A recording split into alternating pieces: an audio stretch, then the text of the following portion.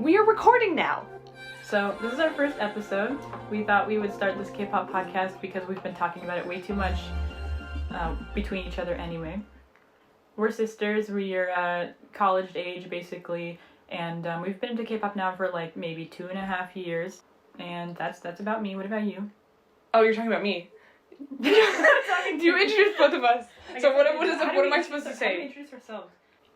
Okay, so as this is our first episode, we kind of wanted to talk about how we got into K-pop to start. For me, at least, this has been the only thing that has marked time passing in quarantine. And so we just wanted to talk about it more. Yeah, that's true. The other day we were saying that we could like very easily break up our quarantine period within comebacks. And it all started with Kick It. Even though that wasn't really a big deal to me. I didn't really love Kick It, but I loved Kick It. It goes Kick It, and then there's Wannabe, and then there's a few things in between that are a blur, but then there's more and more, and then there's the whole of July, and here we are in August. So we're going to talk about where it all started instead of all that stuff before this quarantine, before this mess. Yeah, so for me, I think there were a couple of phases. There was my first introduction ever, which is one summer I was doing this internship, and my roommate at the time was super into K-pop. She still is. She loves Big Bang. She had a ton of Big Bang posters, but then it got a little awkward after, and she was like, can I still like Big Bang? And I'm like, it's probably okay. But, you know, she wouldn't like push it on me or anything, but she definitely would watch a bunch of music videos and watch a lot of stages just in our room on the TV.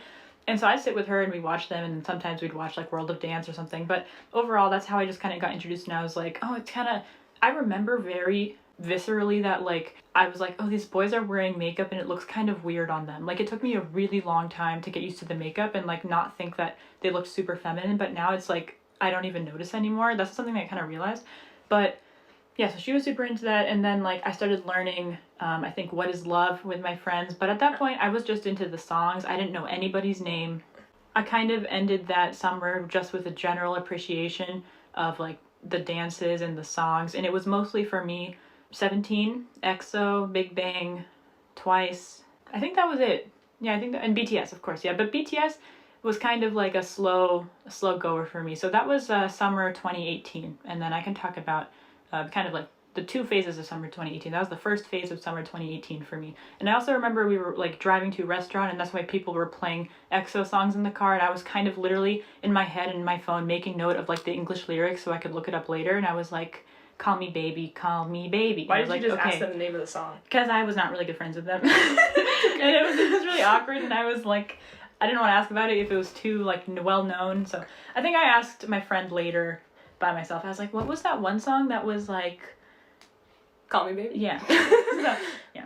I think it was also summer of 2018, although to be fair, we are the right demographic for this in the sense that we already like love, I mean, I guess you watch more anime than I did, but things would come up, or a K-drama would come up, or it was in our periphery always. I feel like people that like anime and people that like K-pop are not always the same. I guess, but I think in terms of like the algorithm, like if you watch certain things and other things pop up, like that is one of the like branching factors. I don't know. Anyways, the point is that for me it was 2018, and I had kind of a research internship that was so incredibly boring, and so I actually watched YouTube most of the time. And for me, my friend, so it was one friend and one sweet mate that got me into BTS initially, and that was my gateway drug. Mm-hmm. And I watched so many BTS videos. Mm-hmm.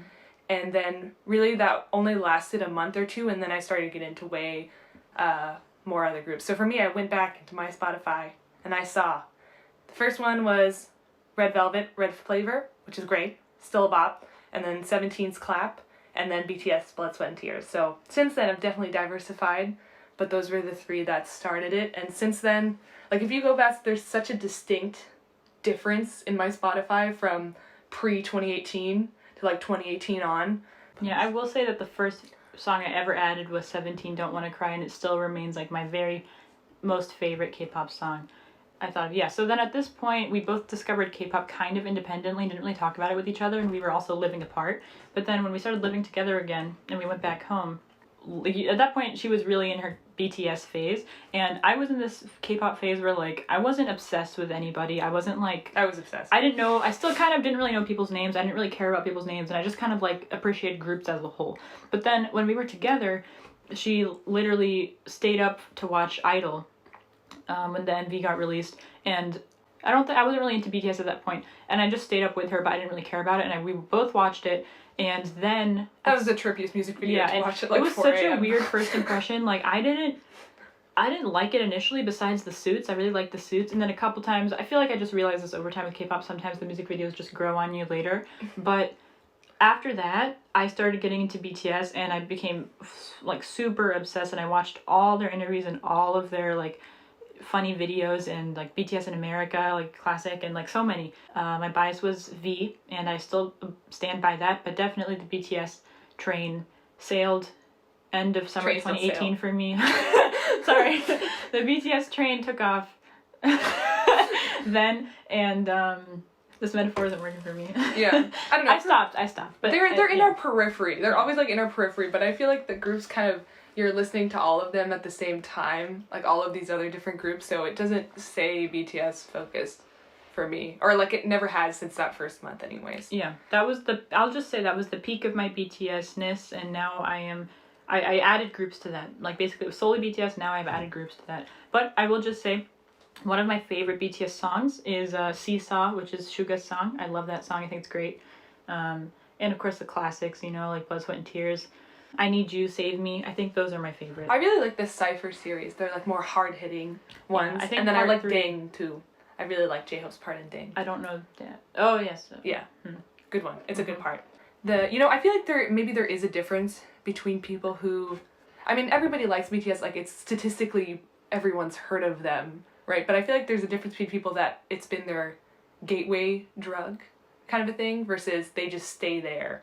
I feel like some people just stay in the BTS zone. I feel like if you stay in the BTS zone, it's like a One Direction zone or like a whatever NSYNC zone or something like that. Like because I was into them more for their personalities and their appearances on, like their general appearance, but also their appearances on interviews rather than their music. Yeah. And I think that's the thing that when I started getting into K-pop, I felt way more conflicted as like, oh, these people are just doing this as like the performers. They don't really care about their music necessarily. They don't make their own music. They're just kind of like in this machine. But then over time I kind of realized like, okay, it's a different country. Like they're doing things differently. This is how their media works. And like American media is not so like much more superior and creative or independent. Like a lot of people in K-pop produce and compose and write their own songs. And even if they don't, like their overall passion is to be a performer that like dances and sings and sometimes acts, right? So like it's not like I'm supposed to just imagine them all as like these bedroom pop artists, Yeah, but like that's the music that I feel like you still listen to it, but that's the thing is that at least for me I was already into, I only really listened to pop. Like I listened to American pop, I really liked Latin pop, and then a few Euro pop, but I just listened to pop, so I was so used to that kind of sound and like having a lot of producers on one song and not really like the Billie Eilish or no, well, okay, I guess that's different. But like no, but I mean in the sense that like the idea that the artist started in their living room and then I wasn't like super attached to that idea, so this like didn't bother me as much. Like of course there's so many different issues with the way that like they train and things that we don't know about and things that I'm sure like cause so many mental health issues among idols and trainees and things like that. But what do you used to listen to? Like you still do, but what is it? Last Dinosaurs and bands that I don't know that are really low key. Like she doesn't know like Claro or like Omar Apollo or Boy Pablo, right? Like those are like indie artists that I like. Still Woozy, Glass Animals, people that really produce and do everything on their own, and then gradually have other things. Like Glass Animals is a whole band, But actually, that's kind of interesting. I never thought about it this way. Like maybe K-pop is kind of where we bridge our music interests. Maybe because it is kind of the main overlap. A lot of the times, I honestly find her music taste kind of tacky. So I think that like this is where we. I mean, it's agree. The best kind of tacky. I just love very poppy, danceable, fun, or like very like for lack of a better word, kind of empowering. You get up in the morning, you can dance around and like feel your best. Like I like those sort of songs, or you're playing it in your car. I don't really like to mellow out, but I always say I like a high BPM sort of life. I mean, I think you can feel that way with different kinds of songs, because Still Woozy is very good. It's just it's just different sounds, you know what I mean? Like, it also energizes me. Yeah.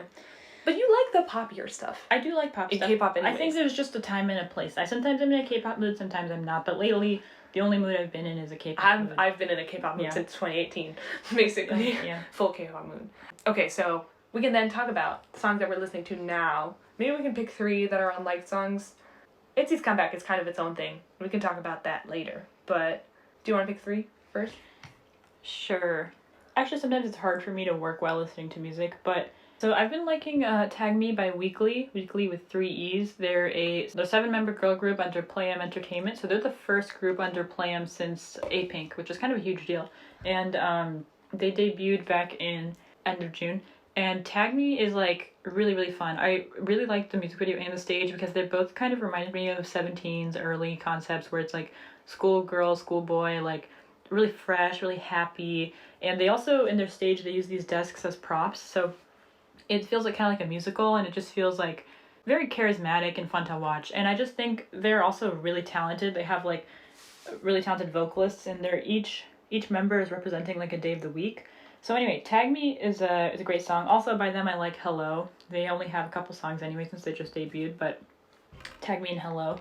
And there was also a period of time recently that I listened to Uh-Oh a lot by G-Idol. I love Uh-Oh. Uh-Oh's very great. I think it's the most 90s thing they have. And let's just close it out with Yes I Am, Mamamoo. And I will say, I love Mamamoo, but when you were into Mamamoo in the beginning, I wasn't super into Mamamoo, and I felt like Yes I Am and Oh I Am. And Oh I Yeah, they were both too like Broadway sounding to me. Like they were a little bit like... That's kind of their vibe though. They have like this jazz background to them. Yeah, but it's Piano Man. I just felt like it was too theatrical, and I felt like I didn't want to listen to it unless I was like super high energy already and in that kind of mood. But recently I've appreciated it just separately from that concept in my head, and I really like Yes I Am. Okay, so my 3, I would say I'm still really listening to G-Idol's I'm the Trend. I know they came out with Dum Dee Dum Dee and I love Dum Dee Dum Dee too, but I'm the Trend has a really like smooth feel to it. I really like Minnie's voice in it, and I like that they released it before Dum Dee Dum Dee and just kind of showed their skills more. So yeah, I wish I'd see them perform that. That would be really cool. Besides that, I still really like Naughty. I feel like Irene and Seulgi just went off, and I really, really like... I know it took us such a long time for them to learn the tutting and the dance and all of that, and this like surprise B-side I feel like was a really good idea from SM. I was kind of worried that they weren't gonna go all out with the subunit just because they're so focused, or it seems like they're so focused on Super M, or like focused on like other things going on, or maybe even the newest girl group that's supposed to come out in like late September, October. But I really, really liked Naughty. Maybe the third one, because Eric Nam came out with more music, I've been listening to Paradise, obviously, but it also made me go back to Honestly by Eric Nam. So I've been really liking Honestly.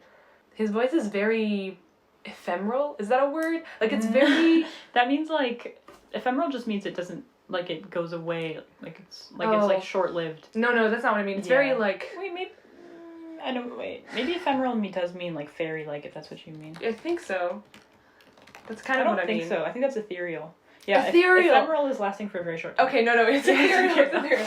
Yeah, and it's like, I don't know why his voice feels very different to the way he talks. Do you know, like when he sings, it sounds very different. I'm not sure if it's not like it sounds like a different person, but it just he's very, I don't know, like sarcastic and like kind of self-deprecating when he talks, and very like pointed with his... They're not pointed, but like, you know, he talks in a way that he's trying to crack jokes and do things, and to have a voice that's very like fairy-like and very like the honestly the very like kind of the song is running as he's singing. It's a nice flow. I like it a lot. That's funny. I wouldn't say it's ethereal, because I think I read a comment once where someone was like, his voice is very, I don't know if it's like cookie cutter or just like conventional pop, and I kind of agree with that. I think when I first listened to him, I was like, his voice is too like, it just kind of sounds like an American pop radio voice to me. But at the same time, like, I think when I take it with everything I know about his personality, and also the fact that he's singing in Korean at some points, and even just the instrumental, like the whole production of it, I just like the song. So even if his voice is not like my favorite, most unique voice, like I do like his music. I feel like the voice doesn't have to be like crazy unique for it to sound I still think it's unique. I just don't think, I don't know, I feel like his voice like fits the songs that he does a lot and the concepts that he does a lot. Yeah, but it's like I don't like Camila Cabello's voice. Like I can't listen. But to like, her. could if you feel like it is really cookie cutter, or at least that comment said it. Like, who else do you think could sing his song and it would sound the same? Like, is it there sound the same? Like, or it sounds similar. Like Oh. someone that's not Eric Nam singing honestly, American or non-American or Korean or whatever. Like Shawn Mendes. I feel like if he got compared to Shawn Mendes, that's really good. Yeah. But I don't know. I think maybe it's just like the kind of song. I don't know. I mean, it's not. No, I think the song itself is different and cool and like unique. And his voice is still unique. Like he got picked because he has a good voice, but there's something about it to me that the first impression to me is like, this is pop. You know what I mean? Like I'm like, this is pop. Yeah. Like, Okay. Maybe that's why that I'm like just super Yeah. into it to start. I don't. Yeah, but you don't listen to Shawn Mendes or Charlie Puth or something, right? I used to. Well, that's the Okay, thing is I okay. think it's like a good transfer. Is that like pre the transformation in 2018? That's the sort of thing I would have listened to. Maybe not like religiously. Like I wasn't like, oh my god, Shawn Mendes kind of person. But like if I listened to advice, I liked it a lot, or maybe that's why. But it's just like everybody's taste, right? I mean, I think people say like, man, what if Eric Nam rapped? I feel like for Eric Nam, I would live for that. People are like, oh, they weren't sure how to categorize him. Like you're just like, is this K-pop? Is this pop? Is this, what is this? You know? And I think that's pretty fair because, you know, it's in Korean, so is it K-pop? And that's a discussion I know, but he's for another released day. English versions of a lot of his songs, or like he's released English albums. Like remember that one Josh Nolly video where Ollie's trying to learn Korean, and Eric's like, yeah, you can listen to my music. He's like, that'd be so great. I'll listen to your music. He's like, oh, this one's all in English. Like I really, from the English album, I really like Love Die Young. Like I'll be honest, the only songs from Eric Nam I've actually added have been Love Die Young, Paradise, Honestly, and I think You have a very tight standard. like maybe that's it. Actually, I added Honestly twice. I do that sometimes. I like using Spotify. Like the first time I added it was November 2018. The second time I added it was 11 days ago. So I don't know. I think I do want to mention my like 2 week ago song, Honorable Shoutouts. I could talk about them forever, but just because they're not my most recently listened to songs, I won't. But there's this period of time that the only songs I listened to were God's Menu, Stray Kids, Love God's Make Menu. You Happy, Need You, 19, Natty, Poor Pipam, Sunmi, and Mayday, Crush, and featuring Joy. Mayday Crush featuring Joy is really, really good. I listened to those over and over and over again, and I really like all of them. Poor Pipam is going to be definitely a phase in my life I remember. Make You Happy also, God's Menu also. Definitely different feelings, but they were all very good to me. I wonder why you can listen to K-pop and you really like the ones that are super peppy, like weekly, but you can't listen to, or like you don't seem to like American pop that might have that same energy. I think I do. It's just, I'm not going to listen to Make You Happy all the time. It's just like I do definitely, it's not like, music doesn't have to be super deep for me to like it. I don't think that's, like, I do have moments where I'm like, I want to listen to this really, like, whatever, Bon Iver or something, but like most of the time, I don't have to have that deep music. I can appreciate it. Like Twice is like, you know, happy bubblegum pop. Right? I'm fine. I mean, with that. they've early transformed Twice, definitely early Twice. Twice. My bad, but yeah, I think I'm gonna come up with an American pop person I like, but I don't know if I'll be able to do that for you. The normal voices in mainstream American pop, I don't think I like. Like besides Camila Cabello, I think like. You like Dua Lipa though. Dua Lipa is like deeper. That's Okay, like, then maybe she you has just like like an a 80s deeper vibe register. and like Yeah. I like pop. It's just I definitely like pop. I think I'm just thinking like I don't know why I can't think of anything besides like Ashley Tisdale. She's not like the most. She's the first American pop Like singer. I that love comes to Taylor mind. Swift. I really love Taylor Swift. That's fine with me. You know what I'm saying? I love Lady Gaga. I love Ariana Grande. Ariana Grande's fine. I think it's just like I don't like the voices that are so sassy. You know what I'm saying? Like I don't like the girl voices that are super sassy or like too crazy. Like Zara Larson and like. Tune in next time to see if she actually figures out her music taste. And you can notice we're saying she back and forth. Not super. We're trying to figure out what names we want to use or what names we want to use. I feel like it'd be fun to use different. I mean, today I'm feeling Mingyu. Today you're feeling Mingyu. I feel like Mingyu because I feel professional and like I look very like professional and like serious, but then I'm mischievous on the inside. That's it. Yeah. Okay. Building you. I can go with the 17 thing. I feel very June because I feel very goofy and I feel like I'm just sitting in the back with the ukulele, like he was in that one making. What is he mimicking? Joshua, I think. I feel like Gucci. And just sitting back, just with the like half open eyes, like paying attention but not paying attention. That's the energy I have right now. But yeah, love June. Love June. Cool. Okay, this will be the end of our first episode. Tune in next time to see what else we talk about.